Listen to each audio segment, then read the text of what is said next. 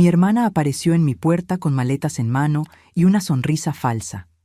«Vine a cuidarte», dijo. 3 meses después, yo estaba comiendo restos del bote de basura mientras ella usaba mi tarjeta para comprar joyas de 5,000 pesos. Cuando mi hija descubrió la verdad, lo que hizo dejó a mi hermana desolada. Pero antes de continuar, asegúrate de ya estar suscrito al canal y escribe en los comentarios: ¿desde dónde estás viendo este video? Nos encanta saber hasta dónde están llegando nuestras historias. El timbre sonó una mañana de jueves, y yo estaba terminando mi café cuando abrí la puerta. Mi hermana Julieta estaba allí, con 2 maletas grandes y esa sonrisa que conocía desde niña, la sonrisa que usaba cuando quería algo.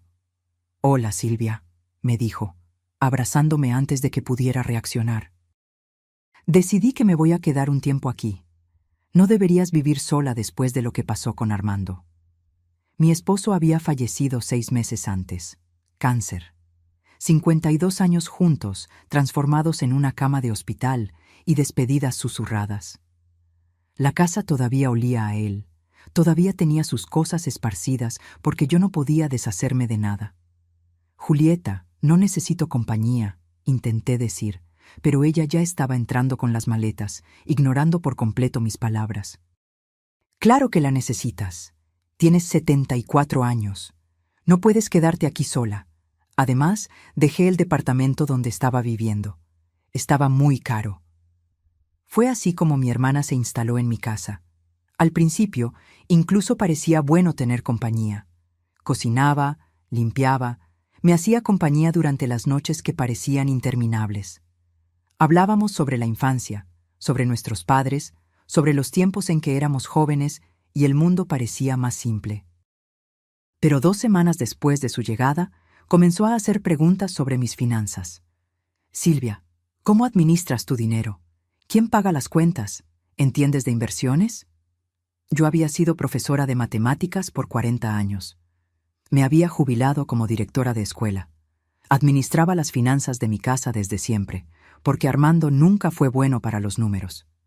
Pero algo en la forma en que Julieta hacía estas preguntas me dejaba incómoda. «Yo me encargo de mis cosas, Juli. Siempre lo he hecho.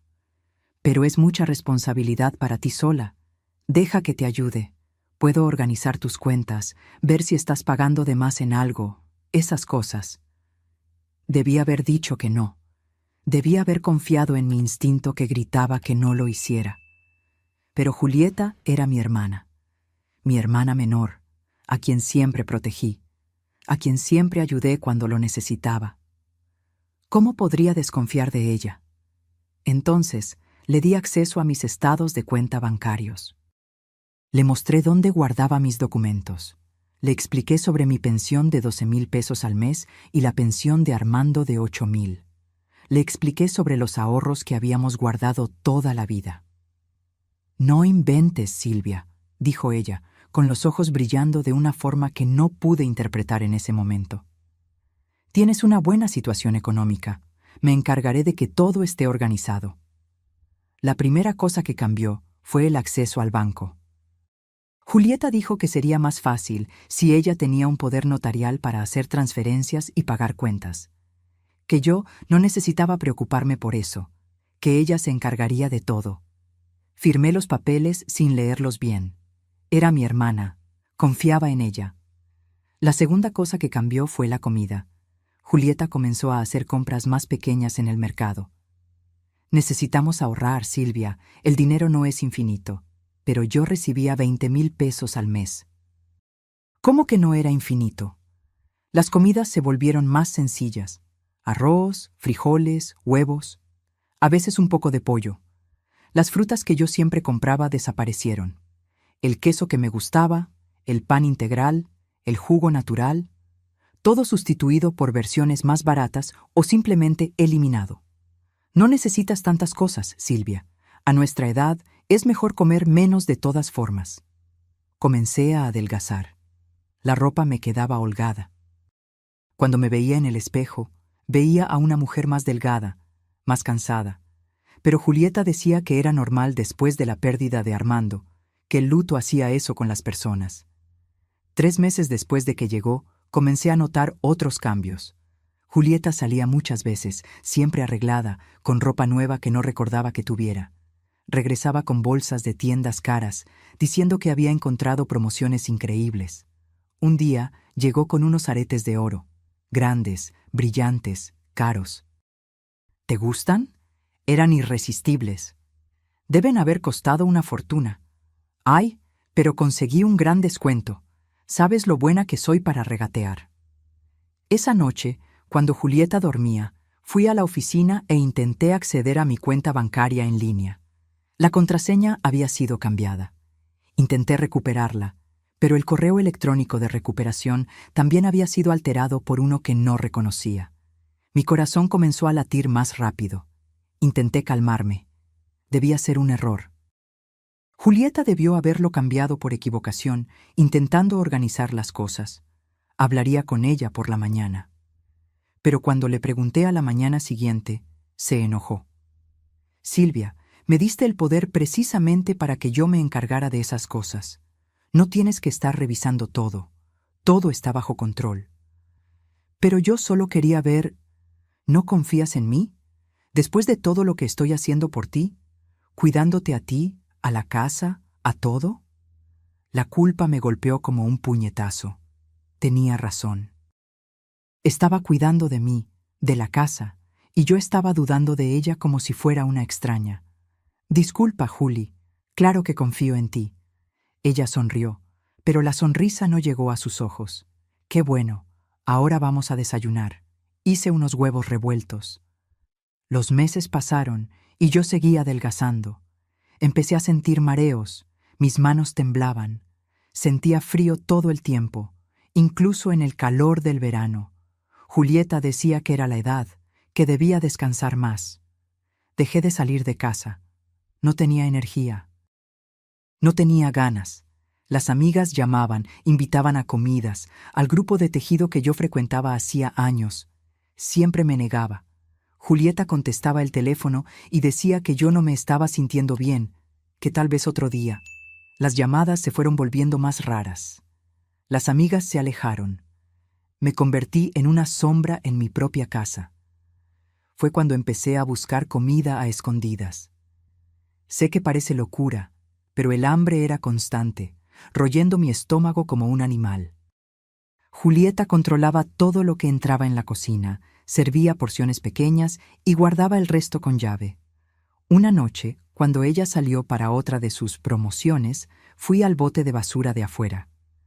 Había un pedazo de pan que ella había tirado por la mañana, diciendo que estaba viejo. Tomé ese pan y me lo comí allí mismo, de pie en el patio, con las manos temblando de vergüenza y desesperación.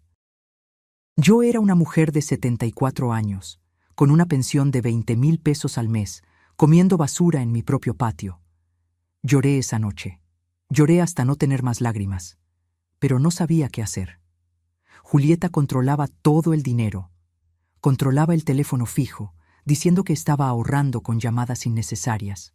Mi celular había desaparecido semanas atrás y cuando pregunté, dijo que yo debía haberlo perdido, que a mi edad era normal olvidar las cosas.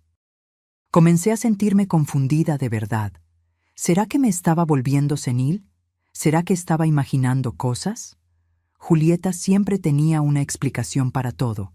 Siempre me hacía sentir que yo estaba exagerando, que estaba siendo ingrata. Deberías agradecer por tener a alguien cuidando de ti, Silvia. Muchas mujeres de tu edad terminan abandonadas en asilos. Yo dejé mi vida para venir a quedarme aquí contigo. Y yo agradecía. Con la voz débil, el cuerpo adolorido, el estómago vacío, yo agradecía. Mi hija, Jimena, vivía en Ciudad de México. Trabajaba mucho, tenía 2 hijos pequeños, un esposo, una vida ocupada. Hablábamos por teléfono una vez a la semana, pero últimamente era Julieta quien contestaba. Tu mamá está descansando, Jimena. Anda muy cansada, pero todo está bien, yo la estoy cuidando. Jimena confiaba en su tía. Todo el mundo siempre confió en Julieta. Era carismática, divertida, esa persona que iluminaba el ambiente cuando entraba. Nadie se imaginaría de lo que era capaz. Pero un día, Jimena decidió hacer una visita sorpresa. Era un martes de marzo. Yo estaba acostada en el sofá, envuelta en cobijas a pesar del calor, cuando escuché la llave en la puerta. Jimena tenía copias de las llaves de mi casa desde siempre.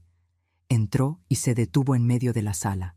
Vi su expresión cambiar de sorpresa a shock, de shock a horror. ¿Mamá? Intenté levantarme, pero mis piernas temblaron y casi caigo. Jimena corrió y me sostuvo, y fue ahí que sintió. Sintió lo ligera que estaba, cómo mis huesos estaban salientes bajo la ropa, cómo mi cuerpo se había vuelto una cáscara frágil. Dios mío, mamá, ¿qué te pasó?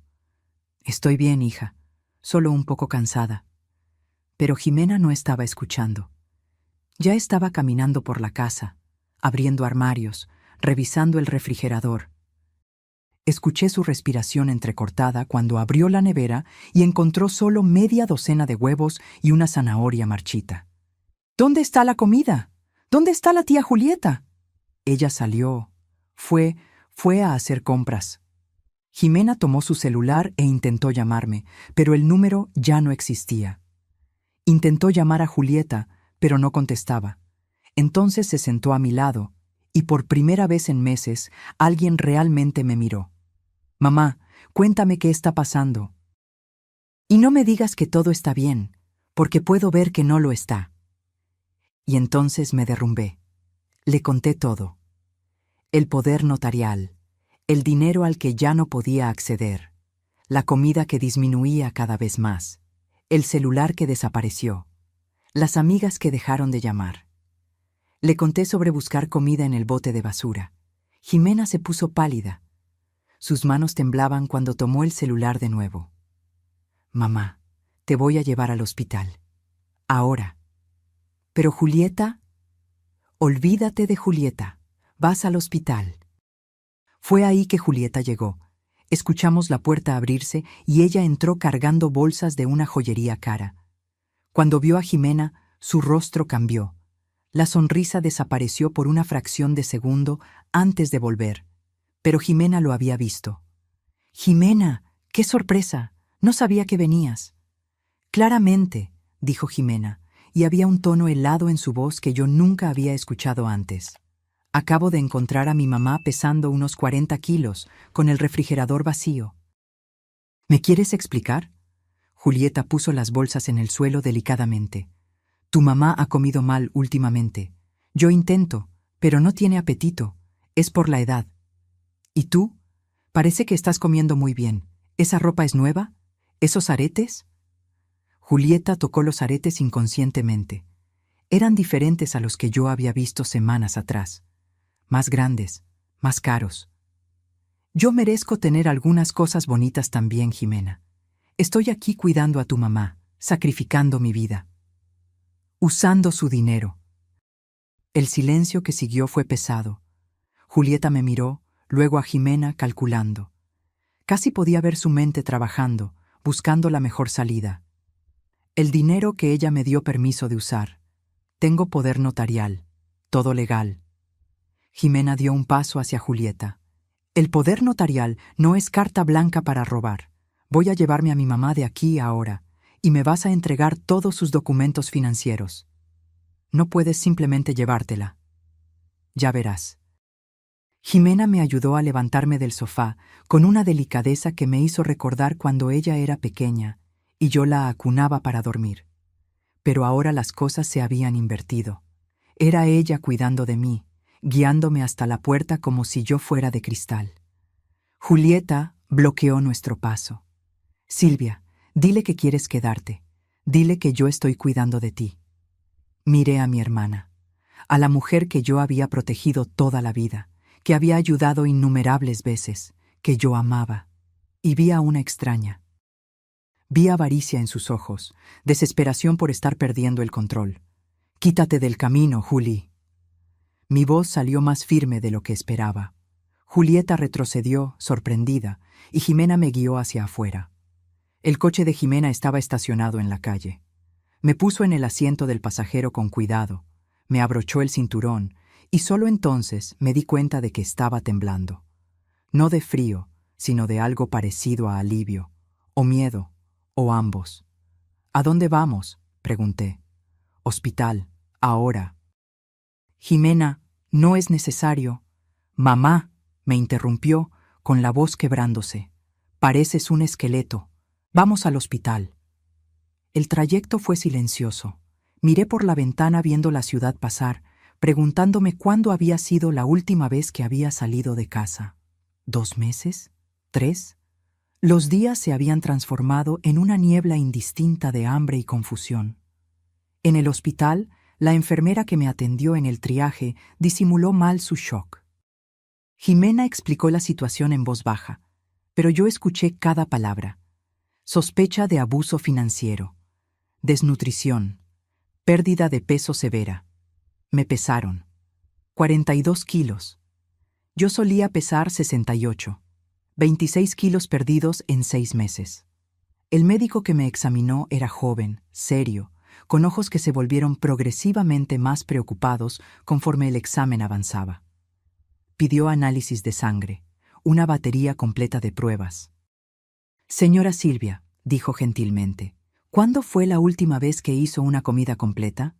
Intenté recordar. No sé, hace tiempo. Estaba comiendo restos del bote de basura, dijo Jimena, y escuché el dolor en su voz. Mi mamá estaba comiendo basura. El médico cerró los ojos por un momento. Cuando los abrió, había determinación allí. Voy a solicitar que una trabajadora social venga a conversar con ustedes. Y con base en lo que estoy viendo, voy a recomendar internamiento para estabilización nutricional. No, hablé rápidamente. No quiero quedarme internada. Jimena tomó mi mano. Mamá, lo necesitas. Yo la voy a cuidar, dijo Jimena al médico. Pero necesito toda la documentación, todos los exámenes, todos los resultados. Voy a necesitar probar lo que pasó. El médico entendió. Voy a proveer todo. Los exámenes mostraron lo que el médico ya sospechaba. Anemia grave. Deficiencia severa de vitaminas. Deshidratación crónica. Mis riñones estaban sobrecargados. Mi cuerpo se estaba literalmente consumiendo para sobrevivir. Unas cuantas semanas más en este estado y habrías tenido una falla multiorgánica, explicó el médico. Tu hija te salvó la vida. La trabajadora social, una mujer llamada Carla, se sentó con nosotras en una sala pequeña y me hizo preguntas. Preguntas sobre Julieta, sobre el dinero, sobre cómo todo comenzó. Jimena grabó todo en su celular. Esto es un delito, dijo Carla cuando terminé mi relato. Abuso financiero contra un adulto mayor, negligencia, tu caso necesita ser reportado. Es mi hermana, dije, y mi voz salió quebrada. Mi hermana. Y aún así te hizo esto, respondió Carla, no con dureza, sino con una tristeza comprensiva.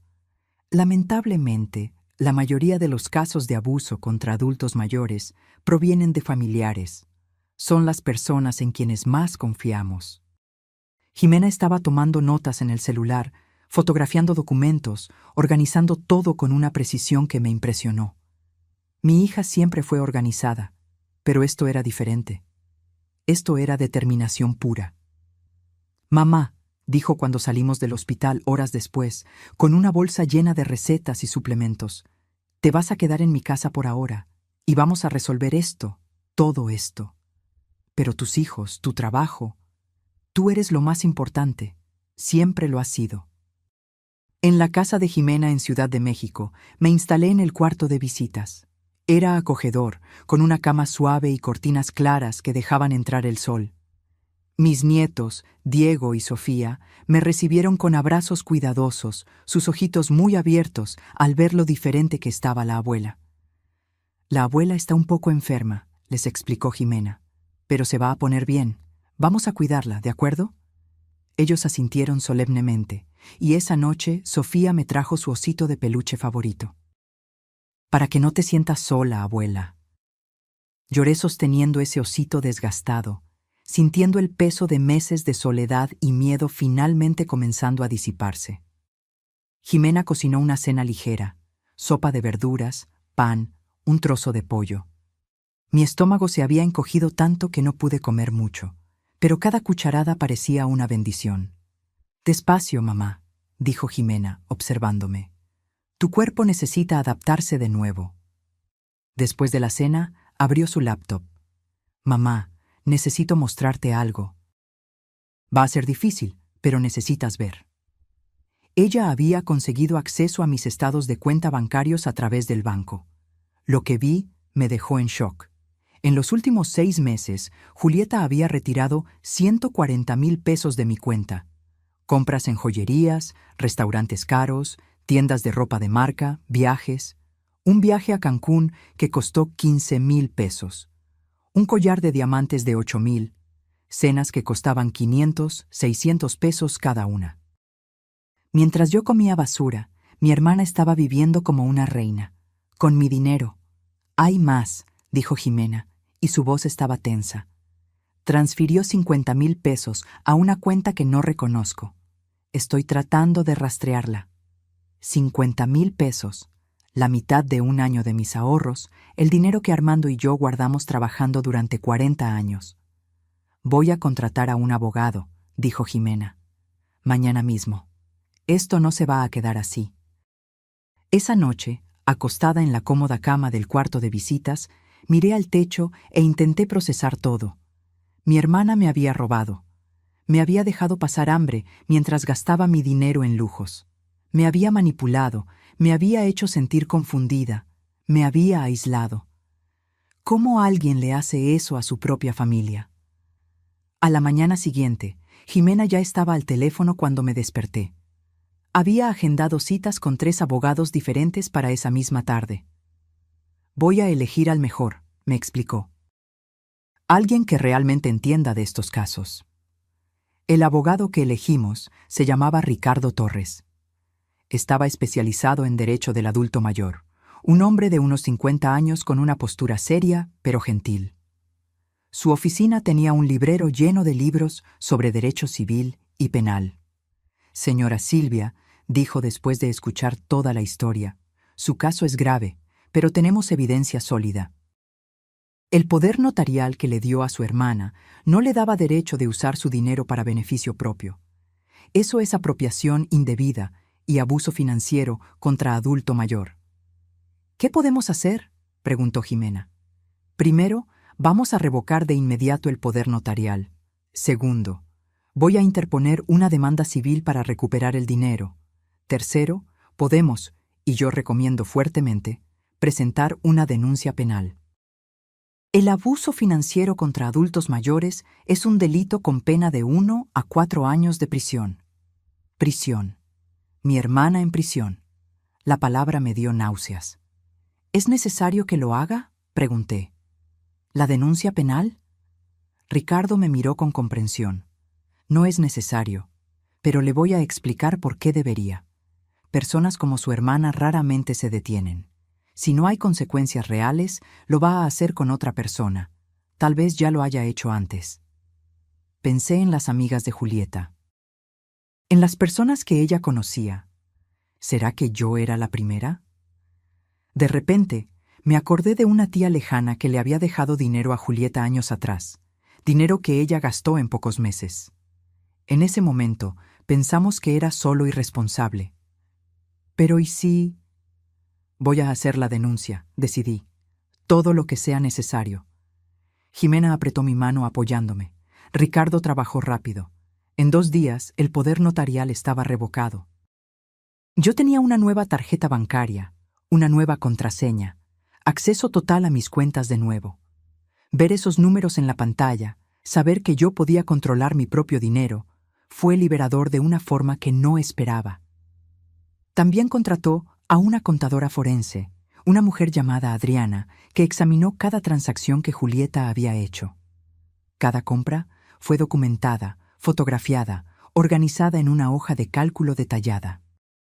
142,000 pesos en 6 meses, dijo Adriana, mostrando la hoja. Esto no incluye lo que transfirió a otras cuentas. Si logramos rastrear esas transferencias, el valor total puede superar los 200,000. 200,000 pesos. Era más de lo que Armando y yo gastábamos en 3 años de jubilación. Adriana logró rastrear la cuenta a donde fueron los 50,000 pesos. Era una cuenta a nombre de un hombre llamado Javier López. Novio, sugirió ella, o cómplice. Estoy investigando. La denuncia penal fue registrada 2 semanas después. Ricardo me acompañó a la delegación junto con Jimena. El policía que nos atendió era un hombre de mediana edad que escuchó toda la historia sin interrumpir. Veo cada vez más casos así, dijo cuando terminé. Hijos robando a padres, hermanos robando a hermanos. Es triste, pero es la realidad. Voy a abrir una investigación. Julieta fue notificada 1 semana después. Me llamó esa noche, y fue Jimena quien contestó. ¿Cómo puedes hacerme esto?, gritaba Julieta tan fuerte que yo podía escuchar del otro lado de la sala. Somos hermanas. Yo te cuidé. Tú le robaste, respondió Jimena tranquilamente. La dejaste pasar hambre mientras gastabas su dinero en joyas y viajes. Eso es un delito.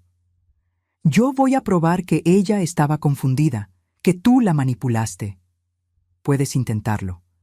Tenemos informes médicos probando que está perfectamente lúcida. Tenemos todas las transacciones documentadas. Tenemos testigos. ¿Testigos? Jimena sonrió, aunque Julieta no podía verla. ¿Crees que nadie se dio cuenta? Los vecinos vieron a mi mamá adelgazando, te vieron llegando con ropa cara. El portero del edificio documentó tus salidas en horario laboral, siempre volviendo con bolsas de compras. Hubo un silencio del otro lado. Luego Julieta colgó. Va a intentar algo, dijo Jimena. Mantente atenta. 3 días después, Julieta apareció en la puerta de la casa de Jimena. Yo estaba sola. Jimena había salido a buscar a los niños a la escuela. Cuando oí el timbre y vi por el visor quién era, mi primer instinto fue no abrir. Pero algo me hizo abrir esa puerta. Julieta parecía diferente, más vieja, cansada. La ropa cara había desaparecido, sustituida por jeans sencillos y una camiseta, sin joyas, sin maquillaje pesado. Silvia, dijo, y su voz temblaba. Por favor, necesitamos hablar. No tenemos nada de qué hablar. Tengo el dinero, al menos una parte. Puedo devolverlo. Solo te pido que retires la denuncia. ¿Cuánto? 60,000, es todo lo que tengo ahora. 60,000 de 142,000. ¿Y el resto? Ella miró hacia abajo.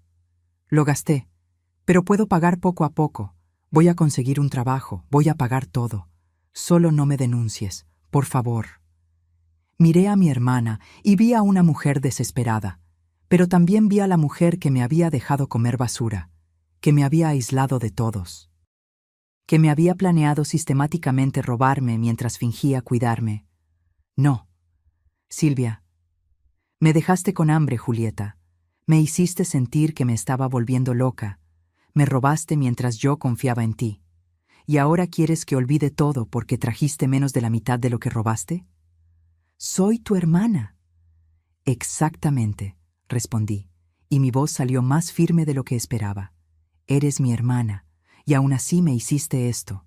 Eso lo hace todo peor, no mejor. Jimena llegó en ese momento, vio a Julieta en la puerta e inmediatamente se puso entre nosotras. Sal de aquí, ahora. Estoy tratando de resolver esto. Resolver es devolver todo el dinero y entregarte. Cualquier cosa menos que eso no es resolución. Julieta me miró una vez más, buscando cualquier señal de debilidad, pero yo había terminado. Había terminado de ser manipulada, de sentir culpa, de dudar de mí misma. Adiós, Julieta. Ella se fue. 1 semana después, su abogado se puso en contacto con Ricardo proponiendo un acuerdo. Ella devolvería 80,000 pesos si retirábamos la denuncia penal. ¿Qué opinas?, preguntó Ricardo. Pensé mucho. 80,000 todavía era mucho menos de lo que había robado. Pero también era dinero real, dinero que yo podría recuperar de inmediato en lugar de esperar años por un proceso. ¿Y la denuncia penal? Si aceptas el acuerdo y retiras la denuncia, ella no irá a la cárcel. Pero va a haber un registro civil en su contra, y yo puedo asegurar que ese registro sea público. Cualquier persona que investigue su nombre lo encontrará. Jimena estaba en contra. Se merece ir a la cárcel, mamá. Pero yo estaba cansada de todo. Acepta el acuerdo, decidí. Pero quiero todo documentado, y quiero garantías de que nunca más va a contactarme. El acuerdo fue firmado un mes después. Julieta devolvió 80,000 pesos. Ricardo redactó un contrato donde ella renunciaba a cualquier derecho sobre mi herencia y acordaba no tener más contacto conmigo. Se emitió una orden de restricción. Pero Ricardo hizo una cosa más. Registró todo el caso en una base de datos pública de abuso contra adultos mayores. Cualquier profesional del área de salud, trabajadora social o abogado que buscara el nombre de Julieta encontraría el historial completo. Ella nunca más conseguiría hacer esto con otra persona sin levantar sospechas inmediatas. No es la cárcel, dijo Ricardo, pero es justicia de otra forma. Ella va a cargar con esto el resto de su vida. Durante esos meses de proceso, algo cambió en mí. No fue solo mi cuerpo recuperándose, ganando peso, volviendo a tener energía. Fue algo más profundo. Era como si hubiera despertado de una pesadilla y finalmente viera con claridad. Comencé a ir a terapia. Una psicóloga especializada en trauma y abuso, llamada doctora Laura. En las primeras sesiones solo lloraba. Lloraba por la traición, por el hambre que pasé, por la forma en que había dudado de mí misma. Usted fue víctima de abuso psicológico sistemático, explicó la doctora Laura. Su hermana usó técnicas de manipulación clásicas, aislamiento, gaslighting, control financiero. No es su culpa haber creído en ella. Pero debí haberme dado cuenta. Es su hermana. Fue programada toda la vida para confiar en ella, para cuidarla. Ella explotó eso conscientemente. La culpa es enteramente suya, no suya. Esas palabras me liberaron de una forma que no esperaba. Pasé meses culpándome, preguntándome cómo había sido tan tonta. Pero yo no era tonta. Era una mujer que confió en alguien que amaba, y eso no era debilidad. Jimena me incentivó a volver a hacer las cosas que amaba. Volví al grupo de tejido, y mis amigas me recibieron con abrazos y lágrimas. Me habían extrañado. Se habían preocupado cuando dejé de contestar llamadas. Pensamos que ya no querías hablar con nosotras, dijo una de ellas. No fue eso, expliqué. Fue complicado. Les conté, en líneas generales, lo que había pasado, y descubrí que no estaba sola. 2 de mis amigas tenían historias parecidas.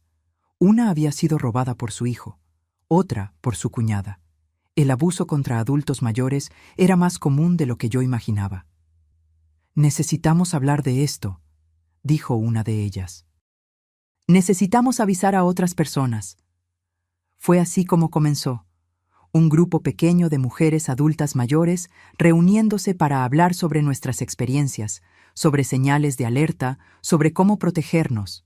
El grupo creció, de 5 a 10 a 20 mujeres. Jimena sugirió que hablara en una plática en el centro comunitario del barrio. La gente necesita escuchar esto, mamá. Principalmente los adultos mayores necesitan saber que no están solos. La primera plática tuvo 20 personas. Estaba nerviosa, con las manos temblando mientras sostenía mis notas. Pero cuando empecé a hablar, algo sucedió. Las palabras fluyeron naturalmente. Conté mi historia sin vergüenza, sin omitir los detalles difíciles. Hablé sobre comer basura, sobre sentir frío en mi propia casa, sobre dudar de mi propia cordura, y vi rostros en la audiencia iluminándose con reconocimiento, con alivio de saber que no estaban solos. Después de la plática, una señora se acercó llorando. «Mi nieta me está haciendo esto», susurró. Creí que me estaba volviendo loca. Creí que era mi culpa. Me senté con ella, tomé sus manos temblorosas y le di el número de Ricardo. «No estás sola, y hay ayuda disponible». Las pláticas se volvieron mensuales, luego semanales. El centro comunitario ya no era suficiente. Tuvimos que cambiarnos a un auditorio más grande. Jimena me ayudó a crear un sitio web sencillo con recursos, contactos de abogados especializados, señales de alerta para familiares. 6 meses después del día en que Jimena me encontró comiendo basura, yo estaba en un estudio de televisión dando una entrevista para un programa matutino. La conductora era gentil, pero directa. ¿Qué le diría a alguien que está pasando por algo parecido? Que no es su culpa, respondí, mirando directamente a la cámara. Que no está sola y que hay una salida. Pida ayuda. Cuéntele a alguien en quien confíe. No deje que la vergüenza la silencie, porque esa vergüenza no es suya. Es de quien le está haciendo daño. La entrevista se hizo viral en las redes sociales. Mi correo electrónico comenzó a recibir mensajes de todo el país. Hijos que desconfiaban que sus padres estaban siendo robados. Adultos mayores que reconocieron las señales de alerta en sus propias vidas. Trabajadoras sociales pidiendo permiso para usar mi historia en capacitaciones. «Estás haciendo una diferencia, mamá», dijo Jimena, leyendo los mensajes conmigo. «Estás salvando personas». Pero no todo eran flores. También recibí mensajes de odio, personas diciendo que yo estaba destruyendo a mi familia, que era ingrata, que debía haber perdonado a mi hermana porque familia es familia. Esos mensajes dolían, pero la doctora Laura me ayudó a procesar. Esas personas no entienden el abuso, y está bien, no necesitas su aprobación, necesitas tu propia paz. Julieta intentó contactarme una vez más, casi un año después. Envió una carta a la casa de Jimena. La carta era larga, llena de disculpas y justificaciones. Estaba pasando por un momento difícil. Tenía deudas que necesitaba pagar. Nunca tuvo intención de hacerme daño. Leí la carta una vez y la tiré a la basura. ¿No vas a responder?, preguntó Jimena. No tengo nada que decirle. Perdonar es algo complicado. Las personas siempre hablan sobre el perdón como si fuera una obligación, como si guardar rencor fuera veneno. Pero yo aprendí que el perdón no significa olvidar o aceptar. Significa liberar el dolor para que no te consuma. Yo liberé el dolor. Pero eso no significaba que yo quería a Julieta de vuelta en mi vida. Algunos puentes, una vez quemados, no pueden reconstruirse, y está bien. Volví a vivir en mi propia casa 1 año y medio después. La casa donde había vivido con Armando, donde había criado a Jimena, donde había sido feliz. Ricardo me ayudó a instalar nuevas cerraduras, un sistema de seguridad, un timbre con cámara. La casa era mía de nuevo, verdaderamente mía. Jimena vivía lo suficientemente cerca para visitas regulares.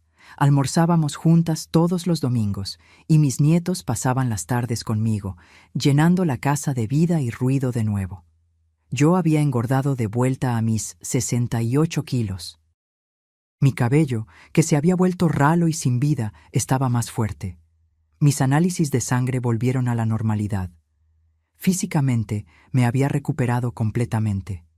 Emocionalmente todavía había cicatrices. Todavía tenía pesadillas ocasionales sobre estar atrapada en esa casa, pasando hambre, sin poder salir. Todavía sentía un nudo en el pecho cuando veía comida siendo desperdiciada. Pero estaba aprendiendo a vivir con esas cicatrices, a reconocerlas como parte de mi historia, sin dejar que me definieran. El trabajo de concientización se convirtió en mi nueva misión de vida. Seguí dando pláticas, ahora en escuelas de trabajo social, cursos de enfermería, centros de convivencia para adultos mayores. Cada vez que contaba mi historia, veía rostros en la audiencia cambiando de expresión.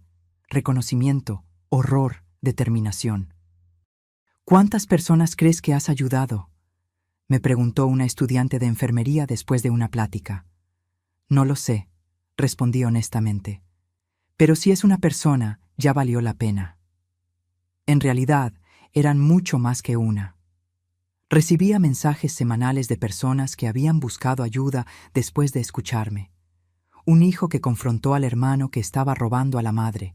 una nieta que se dio cuenta de que el tío estaba explotando a la abuela. Un trabajador social que identificó señales de abuso en un paciente. Ricardo me contó que había recibido 15 nuevos casos de abuso financiero contra adultos mayores en el último año, todos referenciados por personas que habían asistido a mis pláticas o leído sobre mi caso.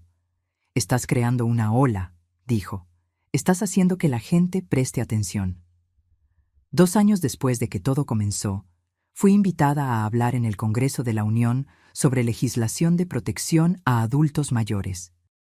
Era un panel con expertos, abogados, trabajadoras sociales y yo, una profesora de matemáticas jubilada que había sobrevivido para contar su historia. La legislación actual no es suficiente, argumenté ante los diputados. Los procesos son lentos, las penalidades son leves, y muchas víctimas no denuncian porque sienten vergüenza o porque dependen financieramente de sus abusadores. Necesitamos más protecciones, procesos más rápidos y, principalmente, más concientización. Uno de los diputados me preguntó, ¿qué habría querido usted que existiera cuando estaba pasando por esto? Pensé antes de responder. Un lugar a donde ir, un número a donde llamar, donde alguien creyera en mí de inmediato. Protección legal rápida. Y sobre todo, que alguien me hubiera dicho antes que esto era abuso, porque yo no lo reconocía. Creía que era mi culpa, que estaba exagerando. Mi discurso fue incluido en el informe oficial. Algunas modificaciones a la legislación fueron propuestas. No sé si vayan a pasar, si vayan a volverse ley, pero al menos la conversación estaba sucediendo. Jimena comenzó un podcast sobre derechos de los adultos mayores. Yo era una invitada regular, junto con abogados, médicos, otros sobrevivientes de abuso. El podcast no era famoso, pero tenía una audiencia fiel de cuidadores, familiares, profesionales de la salud. «Te convertiste en una activista, mamá», dijo Jimena un día sonriendo. «Me convertí en alguien que se niega a quedarse callada», corregí. «Hay una diferencia». En una de las pláticas conocí a una mujer llamada Rosario. Tenía 79 años y estaba siendo robada por su sobrina. Después de la plática, se acercó con lágrimas en los ojos. «Creí que nadie me iba a creer», dijo. «Mi sobrina es tan querida, tan carismática. Todo el mundo la adora. ¿Quién va a creer que me está robando?» «Yo te creo», respondí, «y te voy a ayudar». Le di el contacto de Ricardo. 3 meses después, Rosario había recuperado el control de sus finanzas. Su sobrina fue demandada, y Rosario se unió a nuestro grupo de sobrevivientes, ayudando a otras mujeres que estaban pasando por lo mismo. «Me salvaste», dijo en uno de nuestros encuentros. «Tú te salvaste», corregí. «Yo solo te mostré el camino». El grupo de sobrevivientes creció a más de 50 mujeres. Nos reuníamos mensualmente, compartiendo historias, ofreciendo apoyo, celebrando victorias pequeñas y grandes. Algunas habían recuperado su dinero. Otras todavía estaban en proceso. Algunas habían perdido todo, pero encontrado paz de todas formas. Esto no es un grupo de víctimas, yo siempre decía al inicio de cada reunión. Es un grupo de sobrevivientes, de guerreras. Ustedes enfrentaron el peor tipo de traición y todavía están aquí. Eso es fuerza. Una tarde, estaba preparando una presentación cuando recibí una llamada de un número desconocido. Casi no contesté, pero algo me hizo tomar el teléfono. «¿Aló? ¿Silvia?» La voz era titubeante, cargada de emoción. «¿Quién es?» «Soy Javier, Javier López».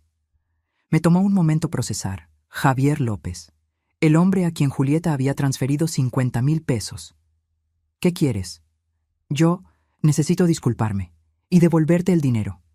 Me quedé en silencio, procesando. «Yo no sabía», continuó rápidamente. «Julieta me dijo que era dinero de ella, que había recibido una herencia. Yo le creí. Usamos el dinero para abrir un restaurante, pero descubrí la verdad. Leí sobre ti en los periódicos y me di cuenta de dónde había venido ese dinero. ¿Y Julieta?» Terminamos. Cuando la confronté, admitió todo. Dijo que había sido lista, que nunca te ibas a enterar. Yo Sentí asco. Cerré el restaurante. Vendí todo. Tengo 40,000 pesos. Es menos de lo que tomó, pero es todo lo que puedo devolver ahora. Podía ser mentira. Podía ser una trampa. Pero algo en su voz sonaba sincero. Ponte en contacto con mi abogado. Le di el número de Ricardo. Él organizará todo. Gracias, y lo siento mucho, de verdad. Colgó antes de que yo pudiera responder. Ricardo verificó todo minuciosamente. Javier era real. Su historia cuadraba, y realmente tenía 40,000 pesos para devolver. ¿Quieres presionar por más?, preguntó Ricardo. No, él fue engañado también. Acepta el dinero. Con los 40,000 de Javier y los 80,000 del acuerdo con Julieta, yo había recuperado 120,000 de los 142,000 robados. Todavía faltaban 22,000, pero yo había hecho las paces con eso. El dinero nunca fue solo sobre el dinero. Era sobre dignidad, sobre justicia, sobre negarme a ser víctima en silencio. En el tercer aniversario del día en que Jimena me encontró, hicimos una pequeña celebración. Solo la familia. Jimena, su esposo, mis nietos. Comimos pastel, reímos, recordamos cómo todo había cambiado. ¿Te acuerdas de cómo estabas ese día, abuela?, preguntó Diego. Tenía 12 años ahora, lo suficientemente grande para entender la historia. Me acuerdo, respondí honestamente. Tenía mucho miedo, muy débil, pensando que no había salida. ¿Y ahora? Ahora sé que siempre hay una salida. Siempre hay alguien dispuesto a ayudar. Solo necesitamos tener el coraje de pedirlo. Jimena levantó su copa de jugo. Por las mujeres valientes. Por las sobrevivientes. Por los nuevos comienzos. Por los nuevos comienzos, repetimos todos. Esa noche, sola en mi casa, miré alrededor. El refrigerador estaba lleno. La calefacción funcionaba perfectamente. Mis cuentas estaban organizadas, bajo mi control. Mi cuerpo estaba saludable, mi mente estaba clara. Yo había sobrevivido. Más que eso, había prosperado. Había transformado la peor experiencia de mi vida en algo que ayudaba a otras personas. Había encontrado propósito en el dolor. Julieta todavía estaba allá afuera, en algún lugar, probablemente todavía creyéndose víctima, todavía preguntándose por qué había perdido todo. Pero ella ya no era mi problema. Ya no era mi peso para cargar. Yo había elegido la liberación. Había elegido la verdad. Me había elegido a mí misma. Y esa elección había marcado toda la diferencia. 5 años han pasado desde aquel martes en que Jimena me encontró. 5 años de reconstrucción, de sanación, de crecimiento. Hoy, a mis 79 años, vivo una vida que nunca imaginé posible en aquellos días sombríos. El trabajo de concientización se expandió más allá de mis expectativas. Con la ayuda de Jimena y un equipo pequeño de voluntarios, creamos una organización sin fines de lucro llamada No Más en Silencio. Ofrecemos línea directa de ayuda, asesoramiento legal gratuito para víctimas de abuso y programas educativos en todo el país. Capacitamos a más de 1,000 profesionales de la salud para identificar señales de abuso financiero. Ayudamos a recuperar más de 3 millones de pesos para víctimas. Pero el número que más me enorgullece es otro. 573 personas nos buscaron antes de que el abuso se volviera severo, porque aprendieron a reconocer las señales de alerta. 573 personas que no necesitaron pasar por el hambre, por el frío, por la desesperación que yo pasé. Eso vale más que cualquier dinero. Mi historia fue documentada en un libro escrito por una periodista llamada Patricia Suárez. Hambre silenciosa. Una historia de abuso y redención. Pasó 6 semanas en la lista de los más vendidos. Todas las ganancias van para la organización. Cada copia vendida significa una persona más ayudada. Julieta intentó demandar para impedir la publicación del libro, alegando difamación. La demanda fue rechazada. Todo en el libro estaba documentado, probado, verdadero. Ella no tenía base legal. Fue la última vez que supe de ella. A veces me pregunto cómo estará, si se arrepiente, si cambió. Pero esas preguntas ya no me consumen como antes. Ella hizo sus elecciones. Yo hice las mías. Nuestras vidas siguieron caminos diferentes. Rosario, la mujer que conocí en la plática años atrás, se convirtió en una de mis mejores amigas. Hablamos casi a diario. Ella lidera el grupo de apoyo para sobrevivientes ahora, porque yo viajo mucho dando pláticas. Creaste algo hermoso de todo ese horror, me dijo una vez. Transformaste veneno en medicina. Me gusta esa metáfora. Veneno en medicina. Es exactamente lo que hice. Jimena se convirtió en abogada especializada en derecho del adulto mayor. Dice que fue inspirada por todo lo que pasamos. Te vi luchando, vi a Ricardo ayudándote, y me di cuenta de que era eso lo que yo quería hacer. Ayudar a personas como tú. Ella ya ayudó a más de 100 clientes a recuperar el control de sus vidas y finanzas.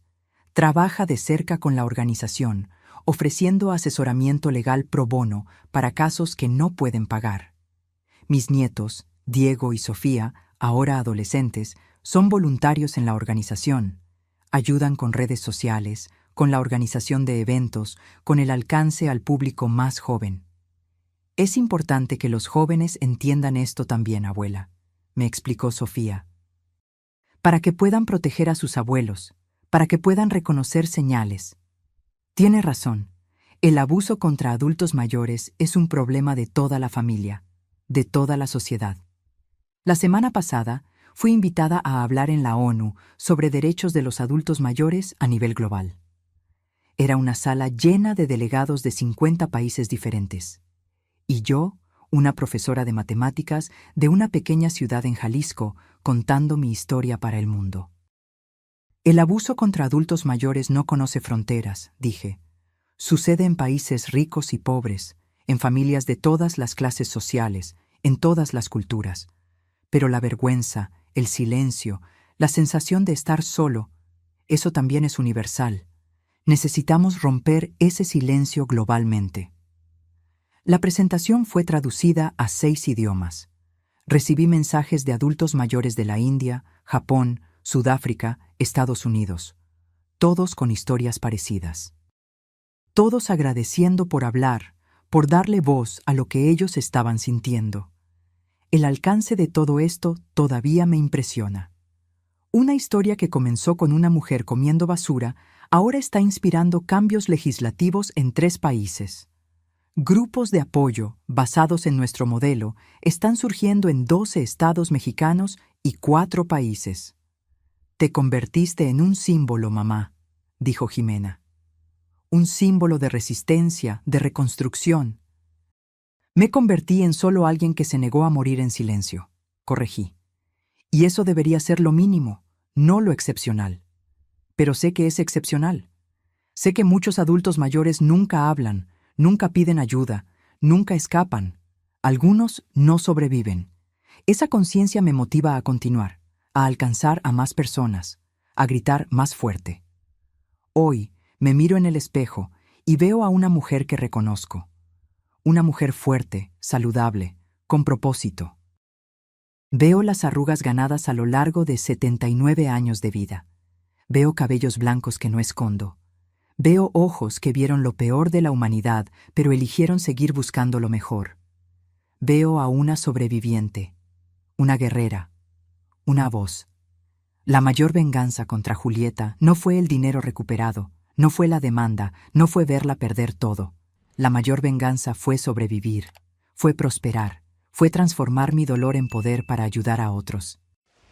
Cada persona que salvo, cada adulto mayor que encuentra el coraje para denunciar a su abusador, cada familia que aprende a proteger a sus seres queridos, esa es mi venganza, es mi victoria. Julieta intentó destruirme. Ella falló. No solo falló. Ella inadvertidamente creó algo mucho más grande de lo que podría haber imaginado. Creó a una activista. Creó un movimiento. Creó cambio. A veces la justicia no viene en la forma que esperamos. No viene rápida, no viene completa, no viene perfecta. Pero viene. Y cuando viene, transforma no solo a la víctima, sino al mundo alrededor. Yo sobreviví, y al sobrevivir me volví imparable.